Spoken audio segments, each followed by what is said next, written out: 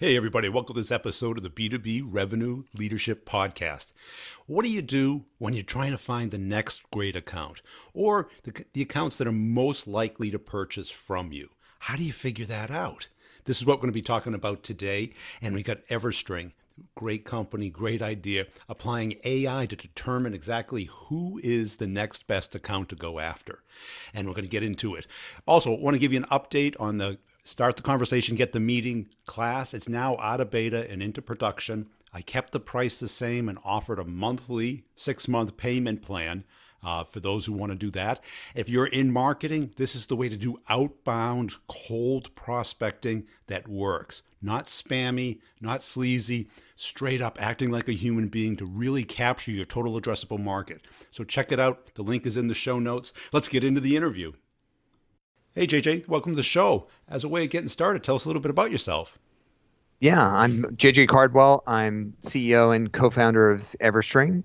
We started the company just almost 4 years ago. And prior to that, had spent a lot of my career in field-facing sales roles and in technology roles. Started my career way back working for the Walt Disney Company and then ended up working in financial services for many years on the origination and underwriting side as an investor. So we started this business just born out of the pain of work in the field and trying to find relevant prospects to invest in my old job. Yeah, and I think we have a paradox today where we went from not having enough information to having too much. Yeah, it is it's absolutely the case. I think about when I started in my first role, focused on really selling in an enterprise context, trying to get information on businesses was just impossible. I mean, the databases that were available were really thin. We ultimately ended up just relying on our own calling was the best source of information. And now, marketing teams, sales development teams are just flooded with information, really, like you said, almost too much. Right. Yeah. You do a search and you get, here's 30,000 people you can call. I think we need to nail it down a little bit more than that. So, how did you go about solving this?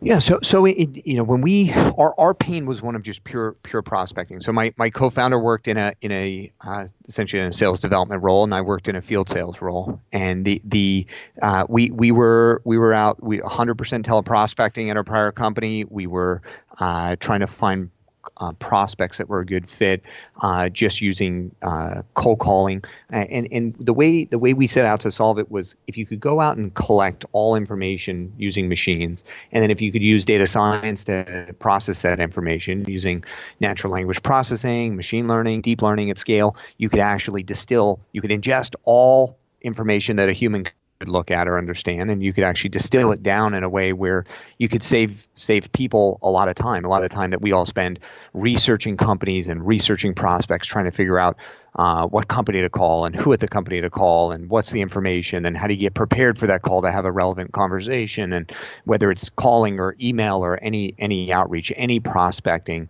any marketing at scale. The goal was let's use data science and massive scale data to make that more efficient. And that's what we set out to do.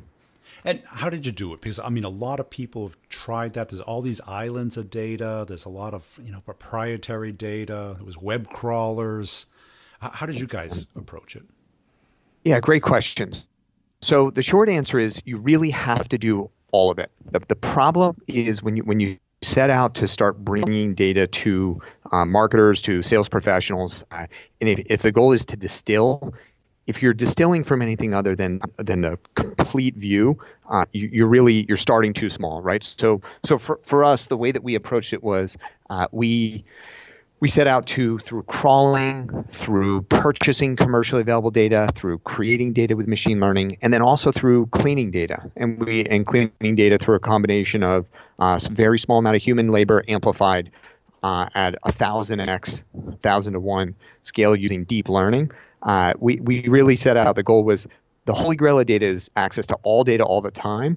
But for any individual person or team, you don't want to see all that data. You don't want to have to interface with all that data. It was start by ingesting all data, merging it all together, understanding the similarities and connections between the companies that sit within it, distilling it all down, and then enabling users in a really simple, intuitive way to access it. And it's really the combination of both the data science and the data. You can't just be a company that does web crawling and captures data. You can't just be a company that has a horizontal data science platform. And that's really been one of the most challenging aspects of our market for some of the participants, is those who try to do just one component. It's really been difficult to deliver for customers. You really have to solve the data science problem and the data problem at the same time. And then you have to make it all automated and intuitive and easy for frontline field users to use, or it never really gets operationalized. And how long did it take from the time you founded it to the time you had, a first release?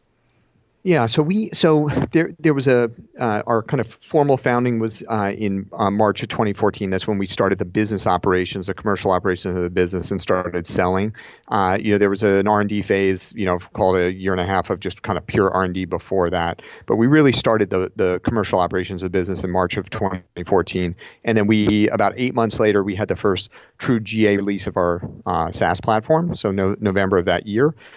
But we were supporting customers in the way that many companies did in the early days, where before we even had a platform on a more managed basis. Now, we were obsessed with automation and true self-service and true SaaS delivery, and that's been a kind of a hallmark of what we've done, which is just automate. If you don't automate it at all, you drown yourself in data on both sides. As a company trying to support these solutions, you just can't keep up with the data. You can't ingest new data. You can't solve new problems, and you can't solve them for everyone. You either end up with that trade-off of either you have data accuracy or you have data coverage, and in the current world, buyers are not willing to, and they shouldn't, frankly, have to make a trade-off between those. You should be able to have both coverage and quality, and then depth of signal on the companies you're looking at. The expectations are changing as they should be. And how did you go to market? I mean, how did you get those first handful of customers? Yeah, great question. So, in B2B, I mean, it's one of the unique things about B2B is, you can will a company into existence, right? Through the pure just force of, great PowerPoints, I mean, and it is the truth. And I've seen it through my career when I was an investor for many, many years. And then in our own life in building this business and the companies we work with, you can will a company into existence, right? You can, through personal connections and Rolodex and favors and others, you can sign your first few customers. The challenge is you can't will a company to scale, right? So in the beginning, the first few were absolutely, like most B2B companies, leaning on relationships where customers were, people where we had some history, others where we didn't, who were willing to work with what was experimental technology, frankly, 4 years ago, and then very quickly, we started using our own solution, and really we built our business on our own solution, using the platform to find prospects that are relevant, right? That have high fit and that should be customers, but are not yet. And we really, for the first 2 years, we had zero marketing. We were actually just using our own platform to find prospects and feeding it directly into outbound sales development. And that's always been a big aspect of our business, has been outbound sales development for origination, powered by our own system. And who did you go after? Was it on the marketing side or the sales side first? Yeah, great question. In the beginning, we were focused on marketers, and now we focus equally on marketing teams, sales teams, and sales development teams. We have customers who are advanced analytics or data science teams who really just want to ingest the data directly, or the machine learning outputs directly to use even in their own data science. And then we have risk managers, underwriters, and others who are using the data and the information to support risk-taking decisions. But our main customers continue to be go-to-market buyers. In the beginning, it was marketers, largely because marketers are more comfortable.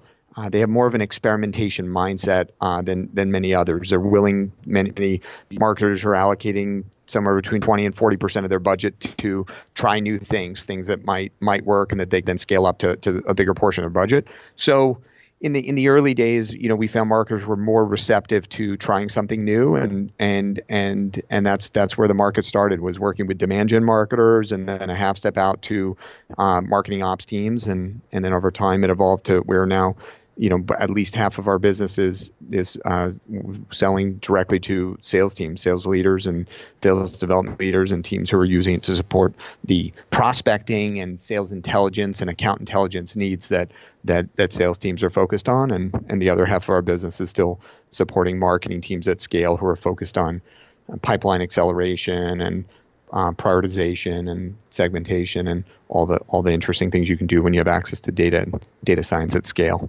Now, are you seeing like marketing people, certainly in the high tech space, SaaS space, they've certainly, because I talk to them all day, they're finding that, we've reached peak content. Content is still good, but it wasn't what it was 2 or 3 years ago. And the people that it's attracting are just contacts now. And the data has gotten so good that we don't need contacts anymore. We need people who are either in market or should be in market. Mm-hmm. Yeah. It's a great point. So if you think about, one of the great things that marketing automation made possible, you think about the last 10, 11, 12 years of kind of the core market where marketing automation has been a real thing, right? Marketo started in 07, right? It's 10, 11-year-old company now. It taught a generation of marketers how to leverage engagement, right? How to monitor and track and use the power of engagement. It's a very, very powerful thing. Now, that one of the limitations is it limits you to those who respond to your forms of engagement marketing, right? So if you only do email marketing, or you do email and ads, or whatever it may be, whatever they respond to, that's who you aggregate. Now, coupled with viewing fit, right? Is the company a good fit for me, regardless of whether they have engagement? And coupled with intent data, right? Are they showing signs that they may be in market, or that they're more likely to engage with me based on their browsing behavior? When you couple all three of those together, you get a really, really powerful outcome. So engagement data and what marketing automation has made possible is a really powerful and important component. And when you couple it with the broad reach, though, of fit, you end up being able to have a perspective on every single company, regardless of whether or not they're in your pipeline, and regardless of whether or not they're engaged. So to that point, if you said, in every single marketer or sales team, you should be able to see and quantify and look at and capture your entire addressable market, regardless of whether or not they're in your sales and marketing database, and regardless of whether or not they're the 5 to 15% of your database that's engaged at any one time. Now, the power of the combination of these signals comes when you're able to say, if I were going to make one call today, right, or if I were going to send one prospecting email, to whom would I send that, right? Who would I reach out to? And the issue is, I talk to teams and leaders all the time where I ask them that. I say, would your sales leader, would your sales development leader, would your marketing leader, and would everyone underneath them, could they answer that question? If they were going to make one outreach motion today, one call, send one email, to whom would it be? And if they can't answer that, how do they make that decision? How do the people on their teams make that decision day after day, week after week, all year long? And what does that add up to over the course of a year, as far as whether you focus your time in the right places?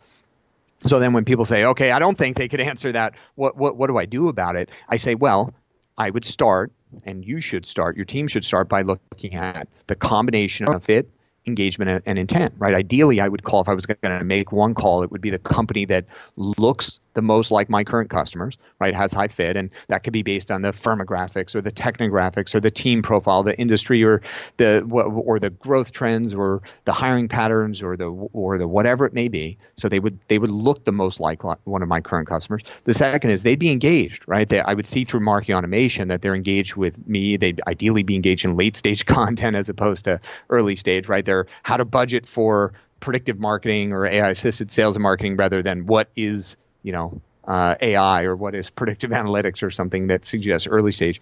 And then the third piece is intent, right? I would see through some of the leading intent data providers like Bombora, and Bombora's data is something that we have a strong partnership with them, and their data is available natively inside of our platform for our customers. You'd be able to see as well what behaviors are they engaging in offsite, right? Intent is essentially engagement that's not with you, right? It would be their aggregate browsing behavior that suggests they might be looking for on a more active basis than normally your company's name, your competitor's names, the product categories you sell into. And I would start, and that's how we manage our team, is every single rep, every single week, as that data refreshes, they have in their territory the list of companies with the highest fit and the highest engagement and the highest intent. And they operationalize that off of, again, it's the fit data that comes out of Everstring, the intent data that comes through our partnership with Bombora through Everstring's platform, and then the engagement data that they get from marketing automation, and flow that together. And you'd first call the companies with high fit, high engagement, high intent, and then second you'd probably call the companies that have high fit and high intent, and then you call the companies with high fit and high engagement, and you'd work down that pyramid until you'd filled the full capacity of your team's outbound, or reach the set of the scale of audience that you want to do from a marketing standpoint. And that is the power of those combined signals, and they really do work best together, because you can end up with companies that seem to have high engagement but don't have high fit, right? A company that's super engaged in late stage content, but if you only sell to B2B and that's a B2C company, nothing else matters, right? That fit pre-qualifies as being irrelevant. So when you couple all those together, when you pair all those together, you end up with a really powerful combined signal, and that is the best way to approach prioritization and allocation of team resource. And how about down to the individual? Now, because this is what I see both marketing and sales doing wrong. They have all this data, but then they respond with me, instead of, customized, hyper-personalized content and hyper-personalized discussion and outreach. What can you enable them to do? Yeah. Your question's more at the individual person level. Yes. Is that right? Yeah. So in any, for most of the B2B companies that we sell to, their biggest challenge, frankly, is just how do I get to the right company? And from there, companies tend to have a relatively good perspective on who is their buyer persona, like within the account, who are the relevant buyer titles. And the challenge ends up being, am I chasing the right company or not? The second piece is from an engagement standpoint. If the engagement I have is from a company that's a great fit, but it's the wrong title, or it's not they're not at above the power line, tailoring the message to that individual or just over nurturing that one individual is not as relevant as fanning out and appending contact information for people with the relevant buyer titles and then reaching out to them. So again, I think the biggest challenge, really is one of, am I talking to the right companies? Am I pursuing the right companies? And just from a kind of order of operations and focus standpoint, it's the one that companies tend to be spending too little time on and are usually feeling the pain around trying to solve. Now, to answer your question, though, from a personalization standpoint, there are some, there's just a lot of great ways to leverage social to be more relevant in your outreach. And we use products like, we use SalesLoft for sales acceleration in our sales development and sales teams, and solutions like that enable personalization at scale. Essentially the ability to, typically our SDRs doing outreach are personalizing the first 10% and the last 10% of an outreach email, and then the core body of it is core product marketing or core best practice templates created from the sales leaders within the teams. But that personalization is, there's so much great information that's readily available. The challenge, and to be specific, it's through people's LinkedIn profiles, through their Twitter accounts, through what they're posting, in social, what they're engaging with and liking, all of which is very visible, and you can find out a lot about people's interests there and be more relevant in your outreach, even if you're just referencing, common sports interests or academic backgrounds, or I saw this thing that you read, or saw this thing you posted, or saw this thing you wrote, and being able to comment on that. And as we all know, people invest so much energy in their social presence, and when they take the time to write something or to present publicly on something, just even a little bit of engagement, of sincere, authentic engagement around, I read this and I found this part interesting, or I appreciated this, is so well received by folks. Now the challenge is, again, the biggest challenge is, it's not that you can't get that information, you can't expect a team to do that level of research and personalization if you haven't prioritized your outreach, right? If you haven't narrowed down, if you say, well, my total addressable market is 800,000 companies, and your SDRs are randomly calling through those, or your marketing team is randomly campaigning into that audience, you can't do that level of true, sincere, authentic, human-based personalization. So again, it comes back to the critical importance of, if you start with prioritization, if you do it on a multidimensional basis using fit, engagement, and intent, you can really narrow down that universe to the set where they're most likely to care about what you offer and what you sell. And then you can justify account-based go-to-market, whether it's account-based marketing or account-based sales development, target account selling and prospecting. Then you can invest in it. And the truth is, there is no great way right now to shortcut that last layer of personalization in a sales and sales development context. A person still needs to do a lot of that to be authentic, but you can shortcut a lot of the research, right? You can pull that and make that information readily accessible and easily available. You can make it easy through a platform like Everstring for reps to start with relevant accounts and then find the contacts for people with the relevant buyer titles, and then focus on actually personalizing their outreach from there. So what do you see as your limiting characteristic? Is it sales? Is it marketing? I mean, you've got the technology, you've got the ability to know who to go after and what priority. What's other than time? What's in the way? Yeah, are you about for our own business and our own expansion? Yeah. No, it's a great question. It is. I mean, there are a couple of things. One is just people. It's just always people, right?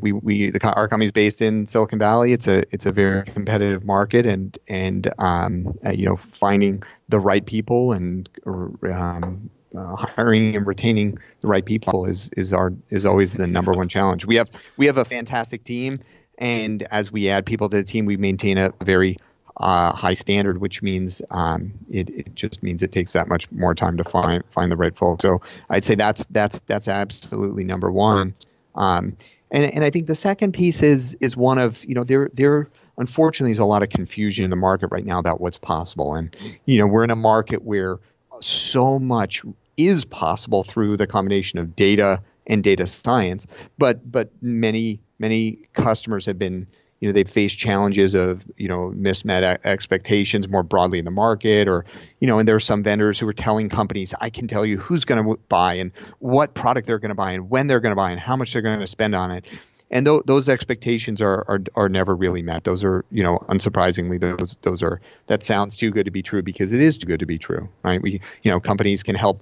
Companies like us can help you figure out which companies are most likely to engage with you. We can figure out which ones are the best fit. But the served up on a silver platter, who's going to buy what product when and how much they're going to spend, that's not a promise that's been fulfilled out in the market. So I'd say that second big factor is just there's still a lot of confusion at a buyer level of what's possible, and they hear conflicting messages. But the market's thinned out. There've been a number of vendors who that were focused just very narrowly on just data science or just the application and didn't manage to deliver on the requirements across application and data science and infrastructure management, and be able to support the broad needs of full go-to-market teams, sales and sales development and marketing and ops.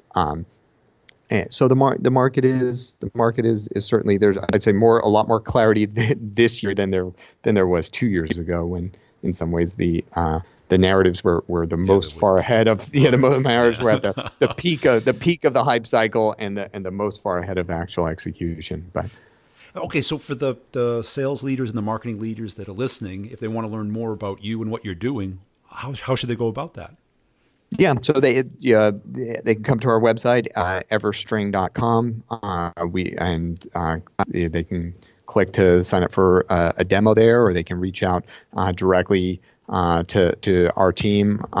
People can reach out directly to me if they'd like. I'm on Twitter. I'm at JJ Cardwell, Kardwell, and they can reach me by email as well if they like. And And all that's on our website. And that's the best way. So there's some great content about what we do. The best way to experience it is really, really easy to demo and to trial these solutions and to quickly see in 15 minutes whether these solutions are a good fit for your needs. And the expectation buyers should have is they should categorically insist that they're able to build a model in real time while you're on a call, that you can see that model building would be easy for them to do themselves, that they could see that the data itself, that there's a focus on data quality. And again, you can see that when you're in a demo cycle. So it's all that is really easy. Just be wary of there are a lot of managed services solutions, really kind of consulting companies that are out in the market that are masquerading as software companies, and those are easy to tell because you can't deliver real-time solutions, or they couldn't provision. If you said, I'd like to do a free trial today, I'd like to trial something today, I'd like to use it now, I'd like to be live, in 5 minutes from now, I'd like to be able to build a model right now and have it be active in the next 10 minutes. I'd like to use this solution today. Users should insist on that, and the market is any vendors who haven't kept up with the true expectations for SaaS delivered solution and who haven't focused on both the data and the data science components. Buyers should be aware of those, and again, just jump into the solutions and jump into the demos and cut past the marketing hype and quickly see if it's a good fit for their needs. Hey, I hope you enjoyed that. Also, please link up with me on LinkedIn. Connect with me, Brian Burns, on LinkedIn. Hey, and I really appreciate the people who have left a review. I'm still giving away my book, The Maverick Selling Method. It's all about simplifying the complex sale for free, the whole book in PDF format, by just writing a review, and take a snapshot of it and email it to me at briangbburns@me.com. Also, check out the show notes, check out the class. It's just blowing up. People are really finding it a new, innovative way of reaching out, connecting with people, and starting a conversation that turns into a deal. Let's make 2018 the best year for everybody. And I really appreciate you listening.